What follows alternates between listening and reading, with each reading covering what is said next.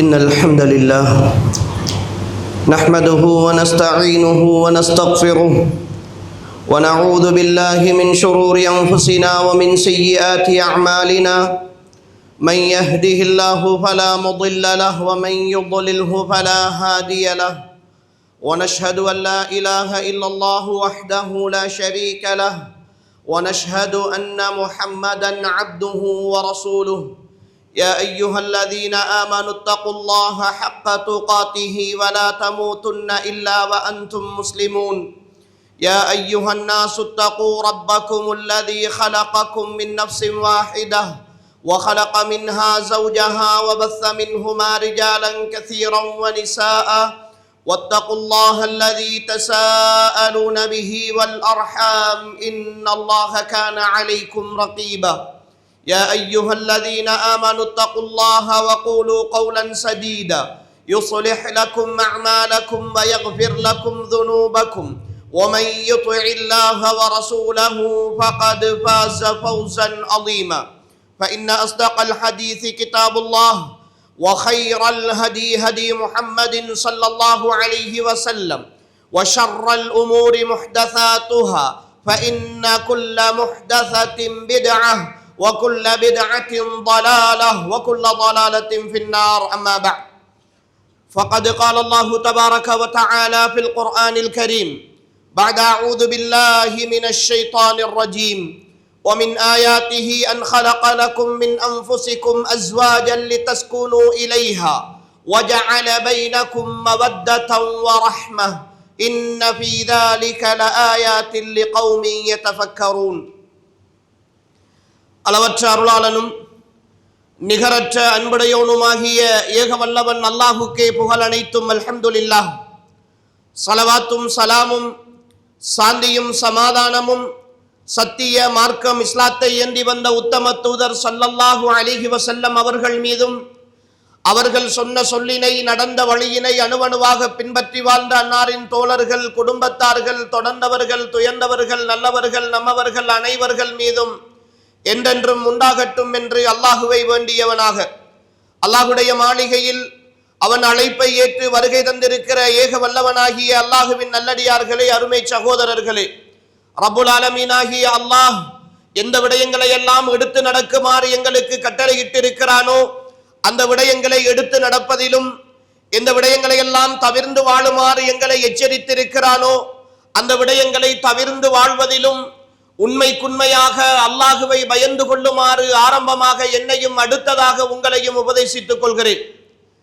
அன்புக்குரியவர்களே, இன்றைய ஹுத்துபா எங்களுடைய வாழ்க்கைக்கு தேவையான மிக முக்கியமான ஒரு விஷயத்தை பற்றியும் அதனுடைய மார்க்க வழிகாட்டல்கள் பற்றியும் ஒரு சில விஷயங்களை மிக சுருக்கமாக உங்களோடு பகிர்ந்து கொள்வதற்கு விளைகிறது.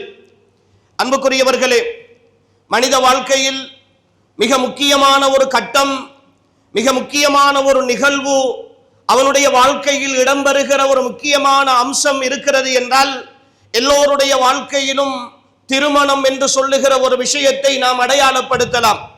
ஒரு காலகட்டத்தில் தனிமையில் வாழ்ந்து பாடசாலைகளில் படித்து இளைஞர்களாக மாறி வாலிப பருவத்தில் வாழ்க்கையினுடைய நீரோட்டத்தில் கலக்கிற பொழுது இன்னும் ஒரு பக்கம் உளவியல் தேவைகளோடு சேர்த்து உடலியல் ஆசைகளும் அதிகரிக்கிற பொழுது தனக்கென்றொரு ஒதுங்குமிடம், தனக்கென்றொரு அடைக்கலம் தேவை என்கிற ஒரு மனோநிலை ஏற்படுகிற பொழுது அந்த மனோநிலையை ஒரு சரியான சீரான வடிவமைப்புக்குள் கொண்டு வர வேண்டும் என்பதற்காக இஸ்லாம் எங்களுக்கு காட்டியிருக்கிற மிக உன்னதமான ஒரு வணக்கம் தான் அந்நிக்காஹ் என்று சொல்லுகிற திருமணம் என்று சொல்லுகிற விஷயம்.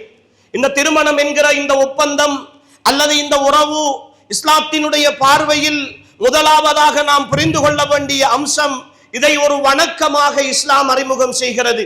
அல்லாஹ்வுடைய தூதர் ஸல்லல்லாஹு அலைஹி வஸல்லம் அவர்கள் அந்நிகாஹு மின் சுன்னதி வமன் ரகிப அன் சுன்னதி ஃபலைஸ மின்னி, திருமணம் என்பது என்னுடைய வழிமுறை, என் வழிமுறையை யார் வெறுக்கிறார்களோ, வேண்டாம் என்று ஒதுக்குகிறார்களோ, நான் தனிமையில் வாழப்போகிறேன் என்று சொல்கிறார்களோ, நான் துறவரத்தில் போகப் போகிறேன் என்று சொல்கிறார்களோ, இவர்களெல்லாம் இந்த மார்க்கத்துக்குரியவர்கள் என்று சொல்வதற்கு தகுதியானவர்கள் அல்ல என்று அல்லாஹ்வுடைய தூதர் ஸல்லல்லாஹு அலைஹி வஸல்லம் அவர்கள் அறிமுகம் செய்த மிக உன்னதமான ஒரு வணக்கமாக இந்த திருமணம் என்று சொல்லுகிற வணக்கத்தை நாங்கள் பார்க்கிறோம். மனித உடலும் உள்ளமும் ஆரோக்கியமாக இருப்பதற்கும், அவனுடைய செயற்பாடுகளை கட்டுக்கோப்புக்குள் வைத்திருப்பதற்கும், மனித செயற்பாடுகளின் ஒழுங்குகள் சீராக அமைவதற்கும் இந்த திருமணம் என்று சொல்லுகிற ஒரு அம்சத்தை அல்லாஹ் தன்னுடைய அத்தாட்சிகளில் ஒன்றாக இந்த பூமியில் அறிமுகம் செய்கிறான். وَمِنْ آيَاتِهِ أَنْ خَلَقَ لَكُمْ مِنْ أَنْفُسِكُمْ أَزْوَاجًا, உங்களை ஆண்கள் பெண்கள் என்று சோடி சோடிகளாக நாங்கள் படைத்திருக்கிறோமே, இது அல்லாஹ்வுடைய அத்தாட்சிகளில் ஒன்று என்று சொன்ன அல்லாஹ் லிதஸ்குனு இலைஹா, அதன் மூலமாக அந்த சோடிகளாக நீங்கள் படைக்கப்பட்டதன் ஊடாக ஒருவருக்கொருவர் மன அமைதியையும் நிம்மதியையும் நீங்கள் பெற்றுக்கொள்வதற்காக வேண்டி இவ்வாறு நாங்கள் உங்களை படைத்து வஜஅல பைனகும் மவத்ததன் வரஹ்மா, உங்களுக்கு மத்தியில் திருமணம் என்று சொல்லுகிற இரு மனங்கள் ஒன்றாக இணைந்து ஒரே பாதையில் பயணிக்கின்ற, வெவ்வேறு கோணங்களில் வெவ்வேறு திசைகளில் வெவ்வேறு குடும்பங்களில் யாரென்று தெரியாமல் வாழ்ந்த, வெவ்வேறு சூழல்களில் வளர்ந்த, பல்வேறு பழக்க வழக்கங்களோடு இருந்தவர்கள் எல்லாம் திருமண உறவு என்று சொல்லுகிற ஒரு அம்சத்தினூடாக இணைந்து அன்பாகவும் பாசமாகவும் நேசமாகவும் ஒருவருக்கொருவர் இணைந்து வாழுகிற இந்த வாழ்க்கை இருக்கிறது. இந்த விட்டு கொடுக்க முடியாத உறவு இருக்கிறது, இணைந்து வாழுகிற சந்தோஷம் இருக்கிறது. இந்த சந்தோஷம் அல்லாஹ்வுடைய அத்தாட்சி என்று ரப்புல் ஆலமீன் ஆகிய அல்லாஹ் அவனுடைய திருமறையில் சொல்லி காட்டுகிறான். அதே நேரம் அல்லாஹு தஆலா இந்த திருமண ஒப்பந்தத்தை வரைவிலக்கணப்படுத்துகிற பொழுது இதை ஒரு சாதாரண விஷயமாக அல்லாஹ் சொல்லவில்லை.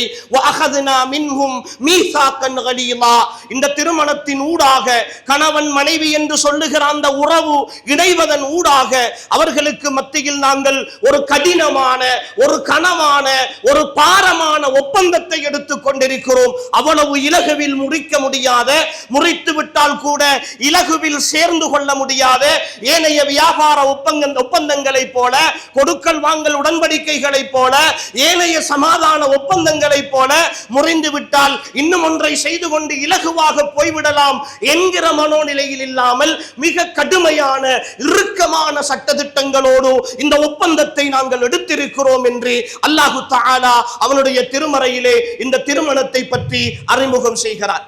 ஆனால் அன்புக்குரிய சகோதரர்களே, இன்றைய கால சூழல், இந்த திருமண வாழ்க்கை ஒரு பக்கம் மிக பெரும் சவாலாக மாறி போயிருக்கிற ஒரு சூழலில், இன்னும் ஒரு பக்கம் திருமணம் கேலிக்கூத்தாகவும் பொழுதுபோக்காகவும் மாறி போய் கொண்டிருக்கிற ஒரு இக்கட்டான சூழலில் நானும் நீங்களும் வாழ்ந்து கொண்டிருக்கிறோம். பேசிக்கொண்டிருக்கிற எனக்கும் சரி, கேட்டுக்கொண்டிருக்கிற உங்களுக்கும் சரி, இந்த திருமண வாழ்க்கை என்பது இன்றிருக்கிற சினிமாக்களும், இன்றிருக்கிற நாடகங்களும், இன்றிருக்கிற காட்சிகளும் ரீல்ஸுகளும் வடிவமைத்திருக்கிற ஒரு வகையான மனோபாவம். பெண்கள் என்றால் பிரச்சனைக்குரியவர்கள், குடும்ப வாழ்க்கை ஒட்டுமொத்தமாக வெறுத்திருக்கிற சூழலில் ஒருவன் நீ வெளியிலே இருப்பது உனக்கு சந்தோஷமா, வீட்டுக்குள் போவது சந்தோஷமா என்று கேட்டால், எனக்கு வீட்டுக்குள் போவது பயமாக இருக்கிறது, என் மகிழ்ச்சியை கெடுக்கிறது, என் மனைவியோடு சேர்ந்திருப்பது என் சந்தோஷத்திற்கு தடையாக இருக்கிறது என்று எல்லோருமே அல்லது பெரும்பாலானவர்கள், அல்லாஹ் அருள் பாலித்தவர்களை தவிர பேசிக்கொள்கிற அளவுக்கு திருமண வாழ்க்கை இன்று கசந்து போய் ஏனோ தானோ என்று வாழ்ந்து கொண்டிருக்கிற ஒரு சூழலில் இருப்பதை பார்க்கிறோம்.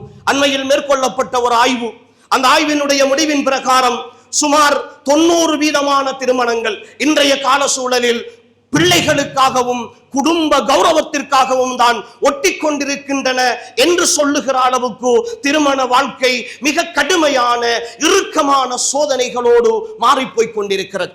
இன்னும் ஒரு பக்கம் அன்புக்குரிய சகோதரர்களே, இந்த திருமண உறவினுடைய நிலையை எடுத்து பார்க்கிற பொழுது வாலிபர்கள் திருமணம் முடிக்கிறார்கள்.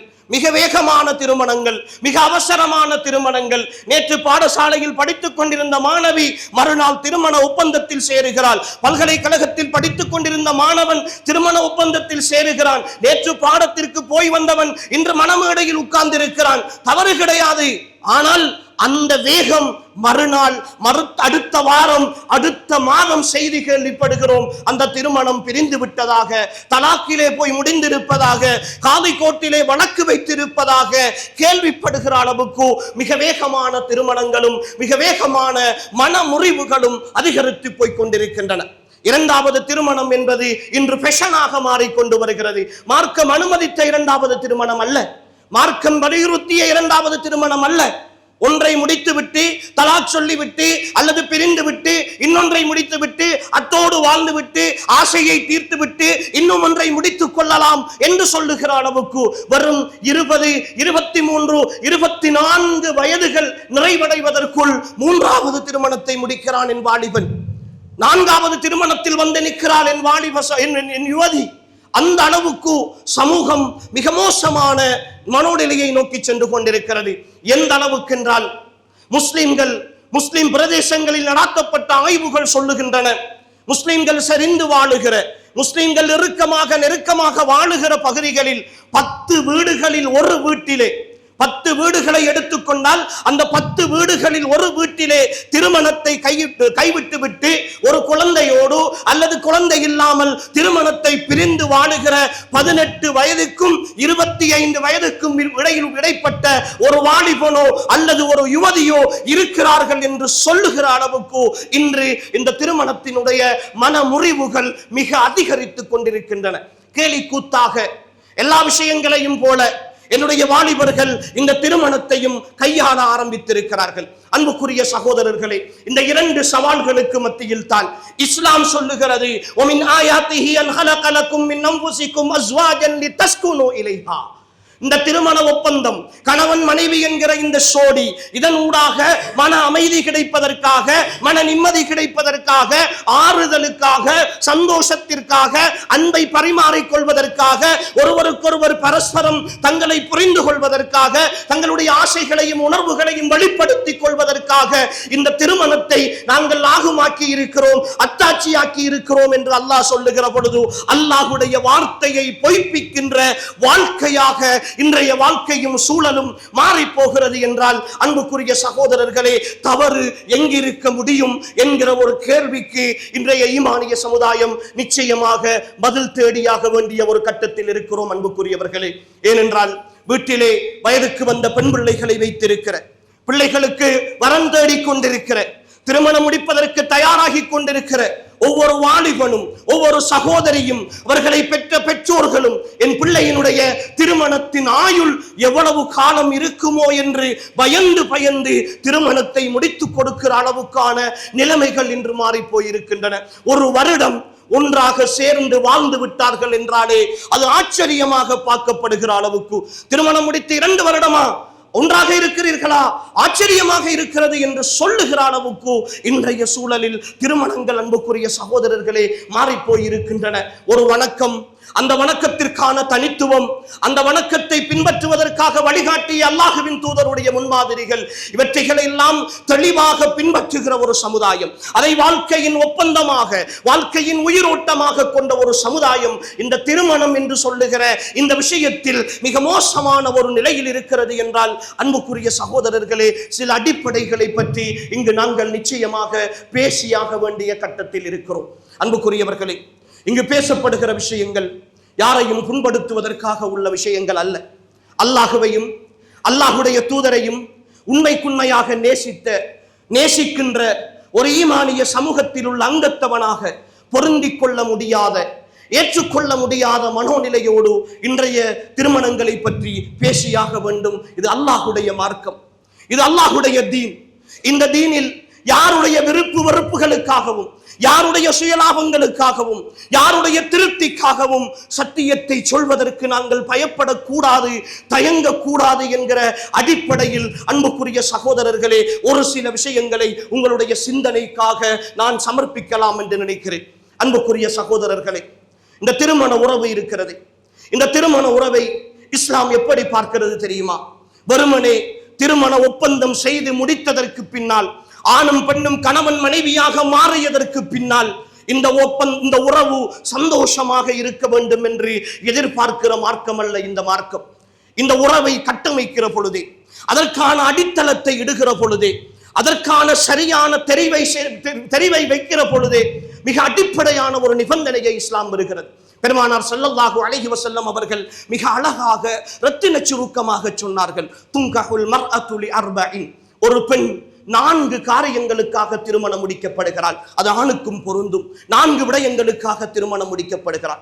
1 அவளுடைய அழகுக்காக, 2 அவளுடைய பரம்பரைக்காக, 3 அவளுடைய பொருளாதாரத்திற்காக, 4 அவளுடைய மார்க்கத்திற்காக என்று சொன்ன ரசூல் ஸல்லல்லாஹு அலைஹி வஸல்லம் அல்லாஹ்வின் தூதர் அவர்களுடைய செய்திகளில் பயன்படுத்துகிற வார்த்தைகள் இருக்கிறதே, ஜவாமிஉல் கலீம், ரத்தின சுருக்கமாக சொல்லுகிற வார்த்தைகள், 1000 அர்த்தங்கள் பொதிந்த வார்த்தைகள். ரசூலுல்லாஹ் இப்படி சொல்லிவிட்டு என்ன சொல்கிறார்கள் தெரியுமா? நீ மார்க்கமுள்ள ஒரு பெண்ணை திருமணம் முடித்துக்கொள் என்று ரசூலுல்லாஹ் சொல்லவில்லை. அந்த வசனம், அந்த ஹதீஸினுடைய வாசகம் எப்படி வருகிறது தெரியுமா? ஃபல்ஃபர் பிதாத்தித்தீன், ஃபல்ஃபர் பிதாத்தித்தீன், மார்க்கமுள்ள ஒரு பெண்ணை அடைந்து கொண்டு திருமணம் முடித்து நீ வெற்றி அடைந்து கொள் என்கிறார்கள் ரசூல் ஸல்லல்லாஹு அலைஹி வஸல்லம்.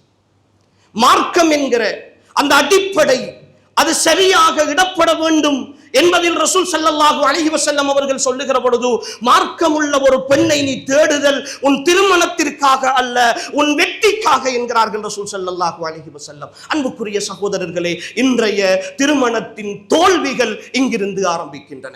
எனக்கு என்னுடைய மகளுக்கு வருகிற மணமகன், என்னுடைய மகளுக்கு வருகிற மணமகன் படித்திருக்கிறானா, பட்டம் பெற்றிருக்கிறானா, பொருளாதாரத்தில் எந்த நிலையில் இருக்கிறான், வாகனம் வைத்திருக்கிறானா, நன்றாக சம்பாதிக்கிறானா, சமூக அந்தஸ்தோடு இருக்கிறானா, கடை வைத்திருக்கிறானா, பொருளாதாரத்திலே ஏதோ ஒரு நிலையில் இருக்கிறானா, அரச உத்தியோகத்தில் இருக்கிறானா என்றெல்லாம் தேடி தேடி பார்க்கிற என்னுடைய யுவதிகளை வைத்திருக்கிற என் பெற்றோர், எனக்கு வரப்போகிற மருமகன், என் மகளுக்கு வரப்போகிற மாப்பிள்ளை, அல்லது நான் முடிக்க போகிற எனக்கு வருகிற மனைவி அல்லாஹ்வுடைய விஷயத்தில் எப்படி இருக்கிறாள்? தொழுகையாளியாக இருக்கிறாளா? இபாதத்தோடு இருக்கிறாளா? அல்லாஹ்வுக்கு கட்டுப்பட்ட ஒரு பெண்ணாக இருக்கிறாளா? அல்லாஹ்வுடைய தீனை உள்ளத்தால் நேசிக்கக்கூடிய ஒரு பெண்ணாக இருக்கிறாளா? அன்புக்குரிய சகோதரர்களே, நேரத்தினுடைய அருமை கருதி சுருக்கமாக சொல்லிக் கொண்டு போகிறேன். ஒரே ஒரு அடிப்படையை உங்களுடைய உள்ளங்களில் ஆழமாக பதிவு செய்கிறேன். யாரெல்லாம் திருமணத்திற்கு தயாராக இருக்கிற வாலிபர்கள் இருக்கிறீர்களோ, திருமணம் முடிப்பதற்கு தயாராக இருக்கிற பிள்ளைகளை வைத்துக் கொண்டிருக்கிறீர்களோ, உங்கள் எல்லோருக்கும் பொதுவாக இந்த சொல்லுகிறேன், வல்லாஹி சும்ம வல்லாஹி சும்ம வல்லாஹி, அல்லாஹ்வின் மீது ஆணையிட்டு சொல்லுகிறேன், அல்லாஹ்வுடைய விஷயத்தில், அல்லாஹ்வுடைய இபாதத்துகளுடைய விஷயத்தில், அவனை சிறு பிள்ளை படைத்து பரிபாலித்து பக்குவப்படுத்தி வாழ்க்கையின் எல்லாவற்றையும் அவனுக்கு கொடுத்த ரப்பினுடைய விஷயத்தில் அல்லாஹு அக்பர் என்று அவன் அழைப்பு விடுக்கிற பொழுது அந்த அழைப்புக்கு பதில் அளிக்கிற மனோநிலை இல்லாத ஒரு மணமகன், ஒரு மணமகள், அவள் இந்த உலகத்தில் அந்தஸ்தில் எந்த நிலையில் இருந்தாலும் சரி, நிச்சயமாக சத்தியமாக உங்களுடைய பிள்ளையை அவன் சந்தோஷமாக வைத்திருக்கவே மாட்டான். அல்லாஹ்வுக்கு நன்றி கெட்ட ஒருத்தன் நீங்கள் வளர்த்து கொடுக்கிற பிள்ளைக்கு நன்றியோடு இருப்பான் என்று எதிர்பார்க்கிறீர்களா? அல்லாஹ்வுக்கு நன்றி கெட்டவளாக வாழுகிற ஒரு பெண் நீங்கள் வளர்த்து கொடுத்த உங்களுடைய மகனுக்கு விசுவாசமாக இருப்பாள் என்று எதிர்பார்க்கிறீர்களா? எவ்வளவு பெரிய அறியாமை!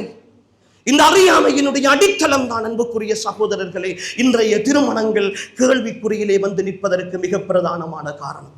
இரண்டாவது, அன்புக்குரிய சகோதரர்களே, இன்றைய திருமணங்களை தீர்மானிக்கின்ற சக்திகளாக, ஒரு திருமணத்தை தீர்மானிக்கின்ற சக்தி ஒரு மணமகனுக்கும் மணமகளுடைய வழிகாரனுக்கும் தான் இஸ்லாம் அந்த அதிகாரத்தை கொடுத்திருக்கிறது. மணமகனுடைய வழிகாரன் மணமகனுடைய சம்மதத்தோடு அந்த திருமணத்தை தீர்மானிக்க வேண்டும். அவன் முன் நின்று நடாத்த வேண்டும். அவன் அதற்கு பொறுப்பாளியாக இருக்க வேண்டும். அவன் தான் ஈஜாப் கபூல் சொல்ல வேண்டும். அதற்குரிய எல்லா செலவுகளையும் அவன் பொறுப்பேற்க வேண்டும். மகரை கையேற்றுக் கொள்ள வேண்டும். இதோ என்னுடைய மகளை உங்களுக்கு நான் மனைவியாக ஆக்கி தருகிறேன் என்று கையை பிடித்து சொல்ல வேண்டும். அந்த அதிகாரத்தை இஸ்லாம் வழிகாரனுக்கு கொடுத்திருக்கிறது. அதை ஏற்றுக்கொள்ளுகிற அதிகாரத்தை மாப்பிள்ளை என்று சொல்லுகிற ஒரு ஆண் மகனுக்கு கொடுத்திருக்கிறது.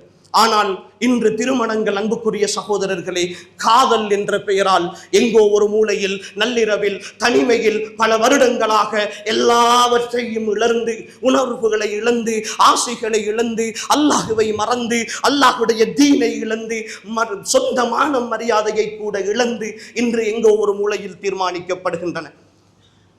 முடிவு பெற்றோர்கள் நிர்பந்திக்கப்படுகிறார்கள். சமூக அந்தஸ்துக்காக, கௌரவத்திற்காக தகுதியற்றவனாக இருந்தாலும் தகுதியற்றவளாக இருந்தாலும் என்ன செய்வது? மகன் விரும்பிவிட்டான், மகள் விரும்பிவிட்டால் வேறு வழி இல்லை என்கிற மனோபாவத்தோடு பல நெருக்கடிகளோடு திருமணத்தை முடித்து வைக்கிற பெற்றோர்கள் இந்த சமுதாயத்தில் அதிகரித்திருக்கிறார்கள். இவைகளை எல்லாம் நான் கற்பனையாக பேசவில்லை. எங்களுடைய பிரதேசத்தினுடைய ஒரு விவாக பதிவாளராக கடமையாற்றிக் கொண்டிருக்கிற ஒருத்தன் என்கிற அடிப்படையில் நாளாந்தம் இது போன்ற பிரச்சனைகளை தொடராக சந்திக்கிறவன் என்கிற அடிப்படையில் பேசுகிறேன். நிர்பந்திக்கின்ற நிலையில் திருமண ஒப்பந்தத்தை முடித்துவிட்டு தந்தை அழுது கொண்டு வருகிறார். ஏன் அழுகிறீர்கள்? திருமணம் தானே நடந்திருக்கிறது. இல்லை, எனக்கு விருப்பம் இல்லை மௌலவி, இவள் சாக போகிறேன் என்று நிற்கிறாள். அவன் பொருத்தமே இல்லை இவளுக்கு. எவ்வளவு கஷ்டப்பட்டு படிக்க வைத்தேன், எவ்வளவு கஷ்டப்பட்டு ஓத வைத்தேன், எவ்வளவோ செலவழித்தேன். இப்படி ஒரு பால்கணத்திலே போய் விழுந்து விட்டாலே வேறு வழி இல்லாமல் நான் முடித்து வைத்து விட்டு இனி அந்த உறவே வேண்டாம் என்ற நியத்தோடு தான் எழுந்து வருகிறேன் என்று சொல்லுகிற தந்தைமார்களையும் நாங்கள் களத்திலே நேரடியாக சந்தித்திருக்கிறோம். வெறுப்போடு வாழுகிறவர்கள். அன்புக்குரிய சகோதரர்களே, இன்றைய காதல் ஒட்டுமொத்த பெரும்பாவங்களின் வடிவமாக மாறி போயிருக்கிறது. ஒட்டுமொத்த பெரும்பாவங்களின் வடிவமாக மாறி போயிருக்கிறது. விலாவாரியாக பேசலாம். அது தனி ஒரு தலைப்பில் பேச வேண்டிய விஷயம். என்னென்ன பாவங்கள் நடக்கின்றன, பெரும்பாவங்கள் அத்தனையும் ஒன்று சேருகிற நிகழ்வாக இன்றைய திருமணங்களில் நடக்கிற இந்த காதல் விவகாரங்கள், சினிமாக்கள் காட்டுகிற, இன்றைய இருக்கிற சீரியல்கள் காட்டுகிற விஷயங்கள் அப்படியே மாறி போயிருக்கின்றன. அல்லாஹுக்கு இணை வைத்தல் என்றால் என்ன என்று நாங்கள் படித்திருக்கிறோம். அல்லாஹ் அல்லாதவர்களை அல்லாஹுடைய இடத்தில் கொண்டு வந்து வைத்தல் இணை வைத்தல் என்று நம்புகிறோம். அந்த இணை வைத்தல் அதனுடைய சாயல் என் வாழ்க்கையில் வந்துவிடக் கூடாது என்கிற ஏகத்துவ சிந்தனைக்காகத்தான் இந்த உலகத்தில் எல்லாவற்றையும் நாங்கள் இழந்தோம். நிறைய பிரச்சனைகளை சந்தித்தோம். என்னுடைய மாற்று மத எல்லா விஷயங்களிலும் நான் முரண்பட்டிருப்பதை இந்த இணை வைத்தல் என்கிற ஒரு விஷயத்தில் மட்டும்தான். அது மிக பெரும் பாவம், மிக பெரும் அநியாயம் என்று நம்பி இருக்கிறேன். ஆனால் இந்த காதலின் பேரால் சர்வ சாதாரணமாக நடக்கிறது என்றாவது யோசித்தோமா? அல்லாஹு அக்பர் என்று பாங்கு சொல்லுகிறது.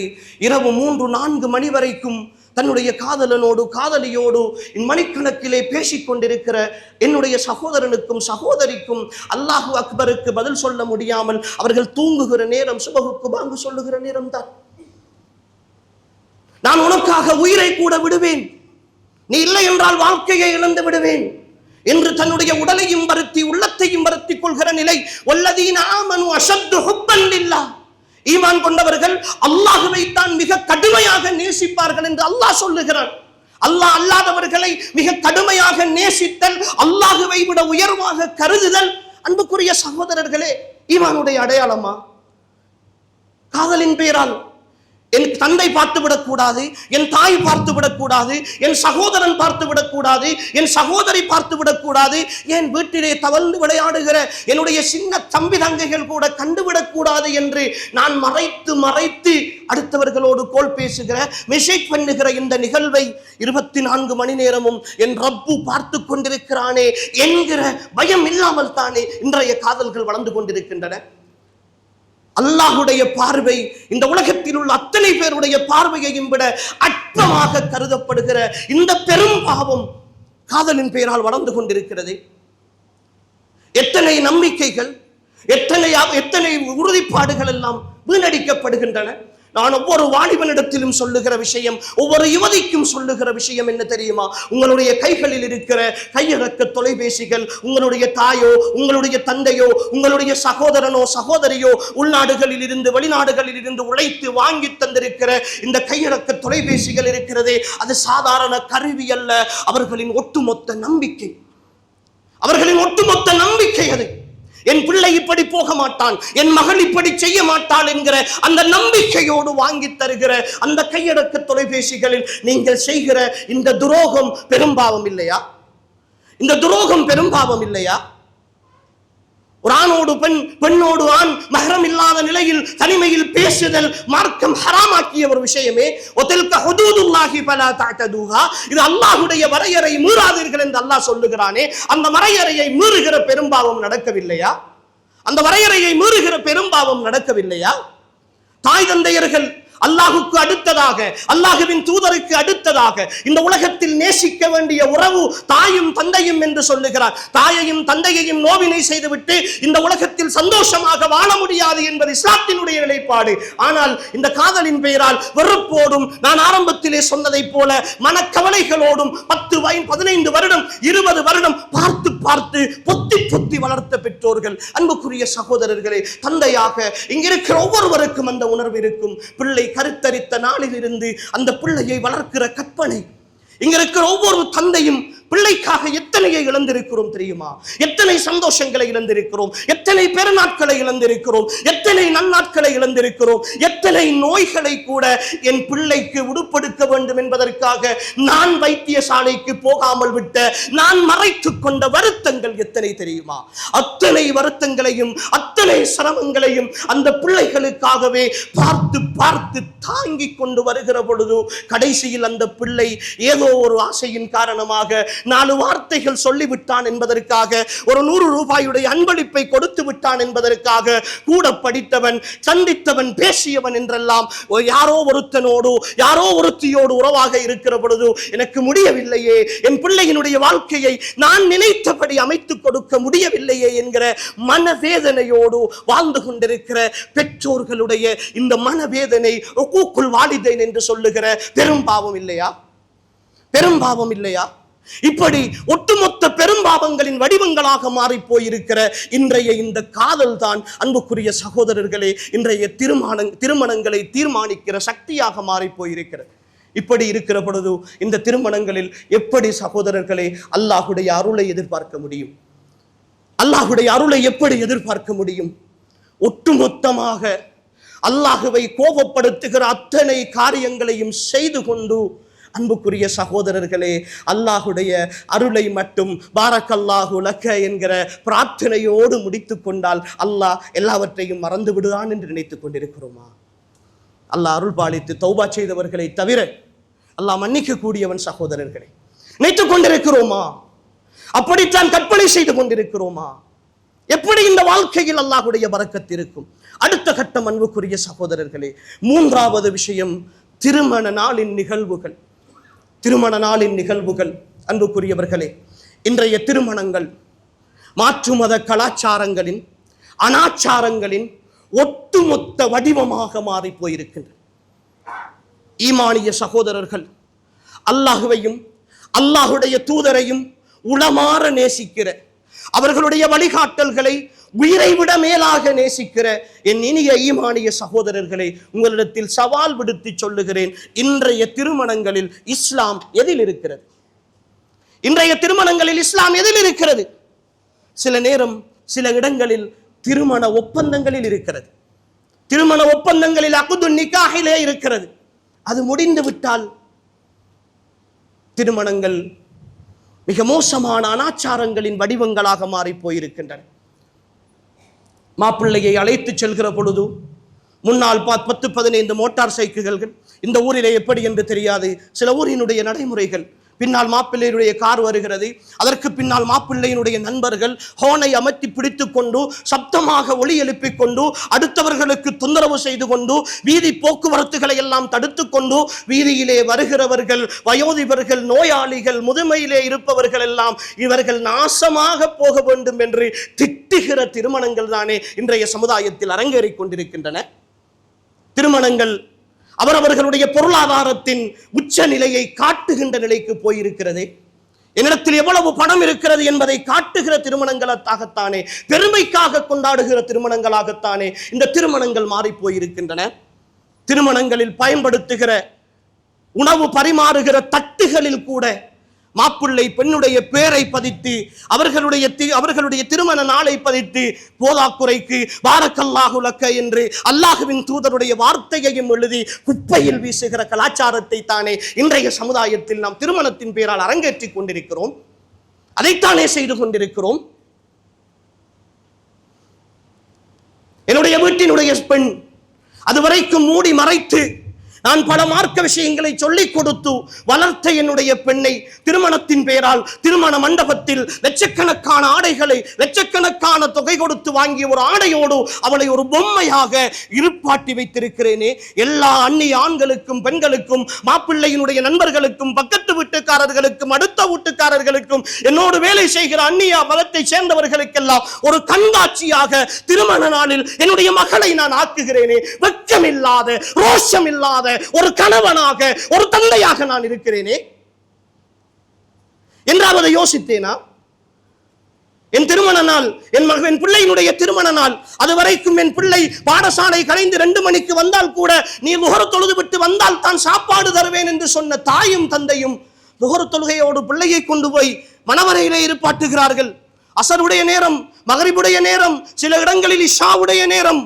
அந்த பிள்ளைக்கு அவளுடைய சொந்த தேவைகளை கூட நிறைவேற்றுவதற்கு எழும்பி போக முடியாமல் அல்லாஹுடைய கட்டளைகள் ஹதீஸ் படிக்கவில்லையா?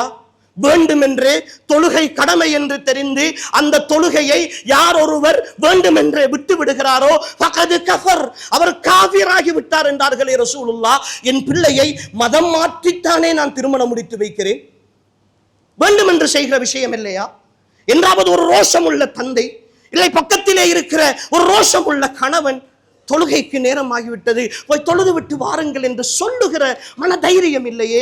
மேக்கப் அழிந்து விடும். பிள்ளை உடுப்பு போட்டிருக்கிறாள், அந்த உடுப்போடு தொழ முடியாது. அல்லாஹுடைய கட்டளைகளை பாழாக்குகிற மேக்கப்பும் அல்லாஹுடைய கட்டளைகளை பாழாக்குகிற ஆடைகளும் எப்படி சகோதரர்களே வாழ்க்கையில் நிம்மதியை கொண்டு வரப்போகிறது? எப்படி வாழ்க்கையில் நிம்மதியை கொண்டு வரப்போகிறது?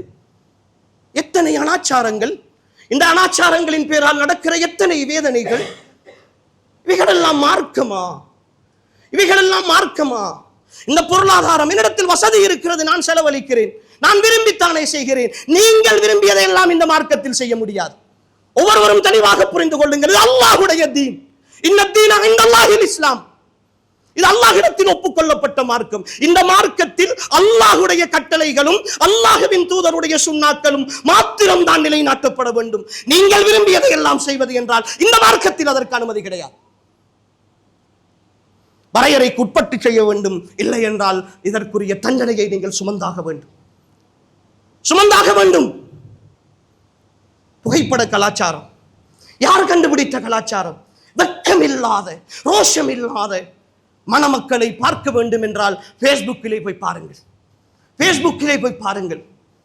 புகைப்பட நிலையங்களின் விளம்பரத்துக்காக தன் மனைவியை விளம்பர பொருளாக ஆக்குகிற ஒரு கணவன் தான் அந்த பிள்ளையை மார்க்கத்தோடு வளர்க்கப் போகிறானா?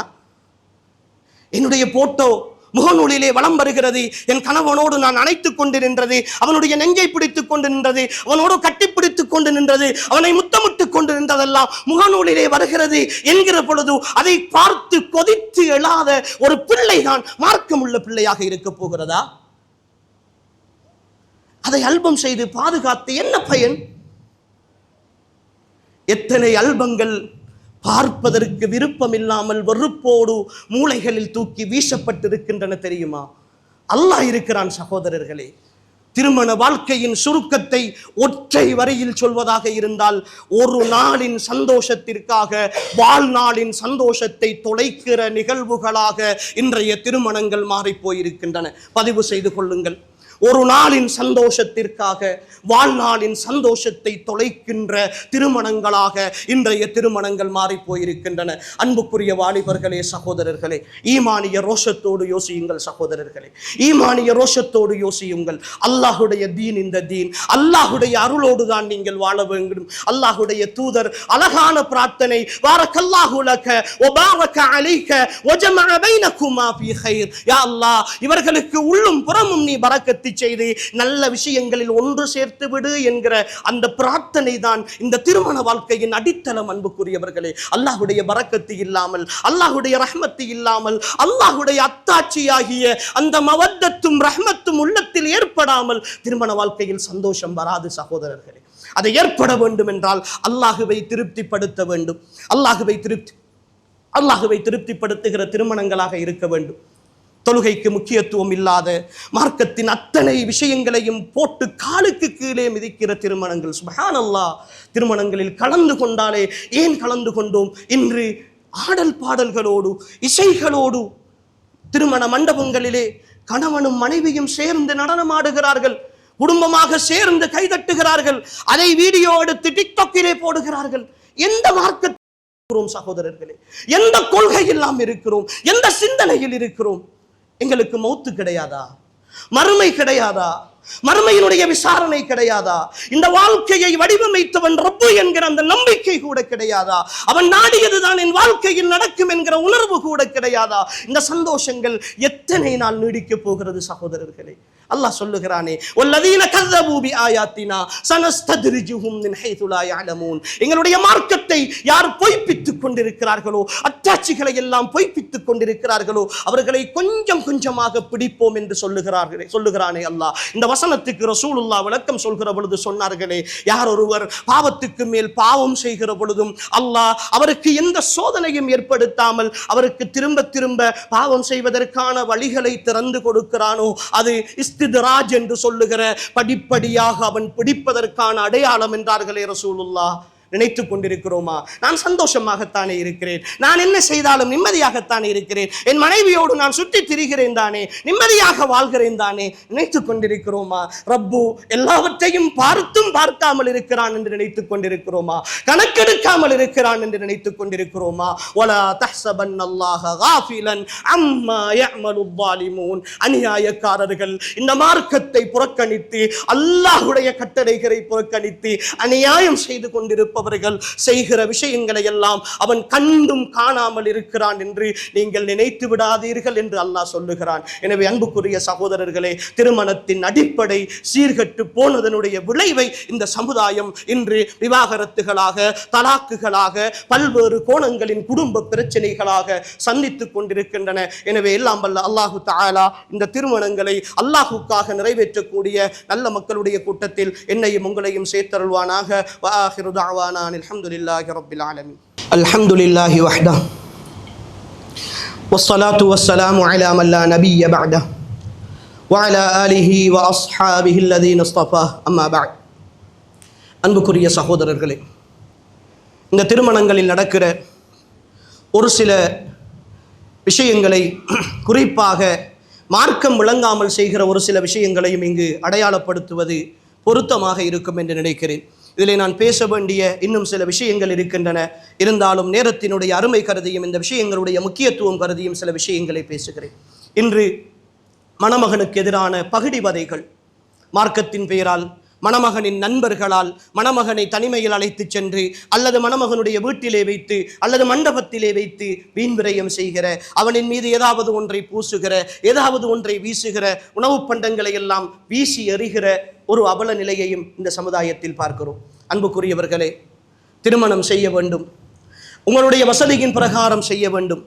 ஆனால் அதை எல்லை மீறி வீண் விரயமாக போகிற பொழுது இன்னல் முபத்திரீன கானூ இக்வான ஷயாத்தீன், வீண் விரயம் செய்பவர்கள் ஷைத்தானுடைய நண்பர்கள், சகோதரர்கள் என்று அல்லாஹ் சொல்லுகிறார்.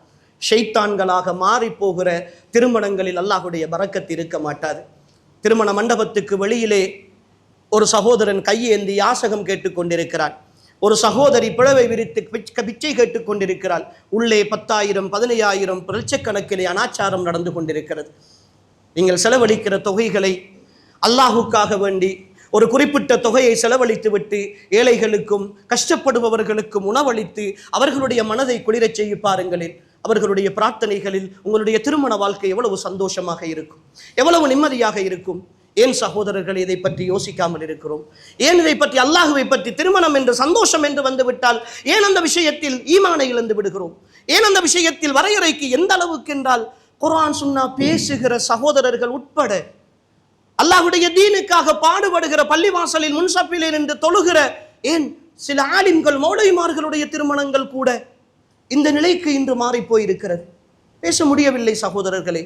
அதே போன்றுதான் திருமண ஒப்பந்தங்கள் நடைபெறுகிற பொழுது கூட சில அறியாமைகள் இன்றி, ஒரு திருமணம் என்பது அன்புக்குரியவர்களே, அந்த திருமணத்தில் மணமகன் இருக்க வேண்டும், அந்த திருமணத்தில் வழிகாரன் இருக்க வேண்டும், 2 சாட்சிகள் இருக்க வேண்டும், மகர் தொகை சொல்லப்பட வேண்டும், ஈஜாப் கபூல் நடக்க வேண்டும். இவைகள் நடக்கிற பொழுதுதான் அது திருமணமாக செல்லுபடியாகும். இன்று இந்த திருமணங்கள் வழிகாரர்கள் இல்லாத திருமணங்கள், வழியாக வருவதற்கு தகுதியற்றவர்கள் எல்லாம் வழியாக வருகிற திருமணங்கள்.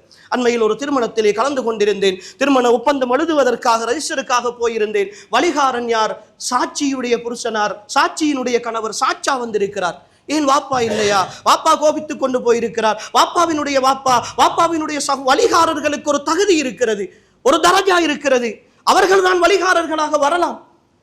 வாப்பா வர வேண்டும், வாப்பாவினுடைய வாப்பா வர வேண்டும். அவர்கள் இல்லை என்றால் வாப்பாவினுடைய சகோதரர்கள் வர வேண்டும். இல்லை என்றிருந்தால் அந்த பெண்ணுடைய சகோதரர்கள் வர வேண்டும். இல்லை என்றிருந்தால் அந்த பெண்ணுக்கு பிள்ளைகள் இருந்தால் அவர்கள் வர வேண்டும். இரண்டாவது மூன்றாவது கல்யாணம் நடக்கிறது என்றால், மூத்த கல்யாணத்திலே ஒரு மகன் இருக்கிறார், பருவ வயதை அடைந்திருக்கிறார் என்றால் அவர் வர வேண்டும். இல்லை என்றால் காலி வழியாக வர வேண்டும். காலி வழியாக வராத பொழுது எங்களுடைய இப்போது இருக்கிற முஸ்லிம் விவாகரத்து சட்டத்தின் பிரகாரம் காலி வழி ஓலை என்று சொல்லுகிற ஒரு கடிதத்தை கொடுப்பார். அதிலே இன்னொருவரை பள்ளி இமாமையோ அல்லது அவர்களுடைய குடும்பத்தைச் சேர்ந்த யாரோ ஒருவரை அவர் வக்கீலாக நியமிப்பார். அவர் காலியினுடைய வக்கீலாக இருந்து திருமணம் முடிக்க வேண்டும். சாட்சிகள் அவர்கள் முஸ்லிம்களாக இருக்க வேண்டும், பருவ வயதை அடைந்திருக்க வேண்டும், நீளமானவர்களாக இருக்க வேண்டும், தெளிவான புத்தி உள்ளவர்களாக இருக்க வேண்டும். அண்மையில் ஒரு திருமணம் முகநூலிலே பார்த்தேன். இந்த நாட்டினுடைய ஜனாதிபதியாக இருந்த ஒரு ஜனாதிபதி சாட்சி கையெழுத்திடுகிறார். அவருக்குரிய அந்தஸ்து கொடுக்கப்பட வேண்டும். அந்த திருமணத்துக்கு வந்திருக்கிறார் என்பதற்காக திருமணத்தின் சாட்சியாக அவர் கையெழுத்திட முடியாது. முஸ்லிம் கிடையாது. என்னோடு வேலை செய்கிற என்னுடைய முதலாளி, எனக்கு கடை வைத்து தந்திருக்கிறவர், அடுத்த மதத்தை சேர்ந்த ஒருத்தர், அவர் வந்திருக்கிறார். அவருடைய கௌரவத்திற்காக அவரை நான் சாட்சி கையெழுத்துக்கு விடுகிறேன் என்று ஒரு முஸ்லிம் விட முடியாது. எப்படி செய்து கொண்டிருக்கிறோம் சகோதரர்களே? அது திருமணத்தினுடைய நிபந்தனை. இந்த நிபந்தனை மீறப்படுகிற திருமணம் செல்லுபடியாகாது. இவைகளையெல்லாம் புரிந்து கொள்ள முடியாத மனோநிலையோடு இந்த சமுதாயத்தில் நாங்கள் மார்க்கத்தை விட்டு பிழைத்துக் கொண்டிருக்கிறோமே, மார்க்கத்தை அப்படியே தூக்கி வீசிக்கொண்டிருக்கிறோமே. இதையெல்லாம் யோசிக்க மாட்டோமா? என் அன்புக்குரிய ஈமானிய சகோதரர்களே, அல்லாஹுக்காக சொல்லிக் கொள்கிறோம், இந்த திருமணம் என்பது ஒரு பெரும் வணக்கம். இந்த வணக்கத்தை வணக்கமாக பாருங்கள், ஒரு இபாதத்தாக நிறைவேற்றுங்கள். இன்றைய திருமணங்கள் நடக்கிற ஒரே ஒரு விஷயத்தை மட்டும் சொல்லி முடித்துக் கொள்கிறேன். பேசி வைத்தல் என்கிற ஒரு கலாச்சாரம், பேசி வைத்தல் என்கிற ஒரு கலாச்சாரம் மார்க்கத்தில் அனுமதி இருக்கிறது. ஒரு நிர்பந்தமான சூழலில் திருமணத்திற்கான தடைகள் ஏதாவது இருக்கிற பொழுது அந்த தடைகள் நிவர்த்தியாகிற வரைக்கும் கொஞ்சம் தாமதப்படுத்துவதற்கான அனுமதி இருக்கிறது. ஆனால் இன்று மணமகன் வெளிநாட்டிலே இருக்கிறார், வெளிநாட்டுக்கு இப்போதுதான் போகிறார். திருமணத்தை பேசி வைக்கிறார்கள். 2 ஆண்டுகள் 3 ஆண்டுகள் 4 ஆண்டுகள், சில திருமணங்கள் 10 வருடங்கள் கழித்து நடைபெறுகின்றன. இடையில் இந்த மணமகனும் மணமகளும் கணவன் மனைவியாகவே மாறி போகிறார்கள். கணவன் மனைவியாகவே மாறி போகிறார்கள். தனிமையில் சந்திக்கிறார்கள், கோல் பேசுகிறார்கள், வீடியோ கோல் பேசுகிறார்கள், லீவிலே வந்தால் நேரிலே சந்திக்கிறார்கள். எந்த அளவுக்கு என்றால், மாப்பிள்ளை பேசி வைத்த மாப்பிள்ளை வருகிறார் என்றால் உம்மாவும் பாப்பாவும் ராத்தாவும் தங்கச்சியும் வீட்டை விட்டு வெளியே வந்து அந்த 2 பேரையும் தனிமையிலே விட்டு வந்து விடுகிறார்கள்.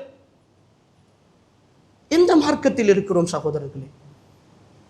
திருமண ஒப்பந்தம் நடைபெறாத வரைக்கும், மகர் தொகை ஒப்படைக்கப்படாத வரைக்கும், வழிகாரன் மூலமாக ஈஜாப் கபூல் நடக்காத வரைக்கும் அவர்கள் எப்படி கணவன் மனைவியாக மாற முடியும்?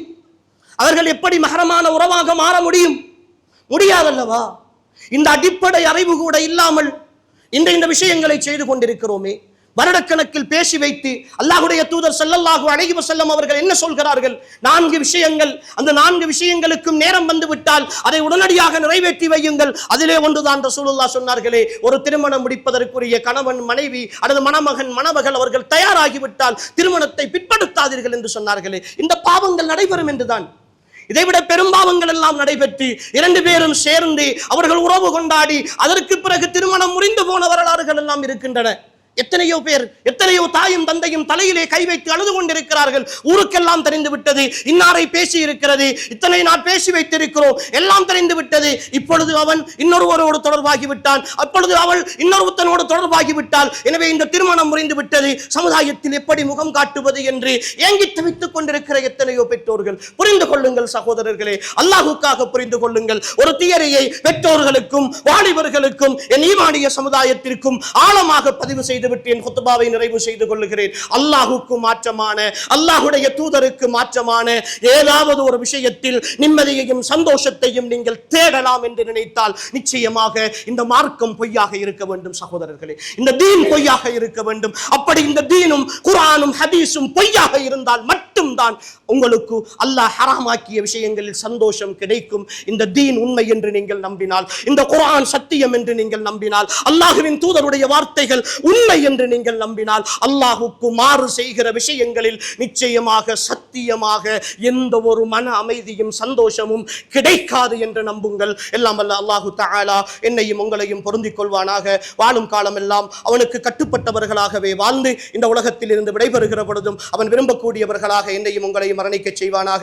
இறுதியாக அன்புக்குரிய சகோதரர்களே, இன்றைய நாள் எங்களுடைய பள்ளிவாசலிலே சேர்க்கப்படுகிற இந்த ஜும்மாவினுடைய தர்மம் எங்களுடைய அமீனியா மையவாடியினுடைய வழக்கு செலவுக்காக ஒப்படைக்கப்படுவதற்காக இருக்கிறது. எனவே இந்த நாளிலே வந்திருக்கக்கூடிய சகல சகோதரர்களும் உங்களுடைய பொருளாதாரத்திலே இருந்து அதற்கு வாரி வழங்கி உதவி செய்து இந்த நன்மையான காரியத்தில் நீங்களும் பங்கெடுத்துக் கொள்ளுமாறு கடைசியாக உங்களிடத்திலே கேட்டு நிறைவு செய்து கொள்கிறேன். ஹாதா மா இந்தி வல் இல்மு இந்தல்லாஹ் வ ஆகிரு தஅவானா அல்ஹம்துலில்லாஹி ரப்பில் ஆலமீன்.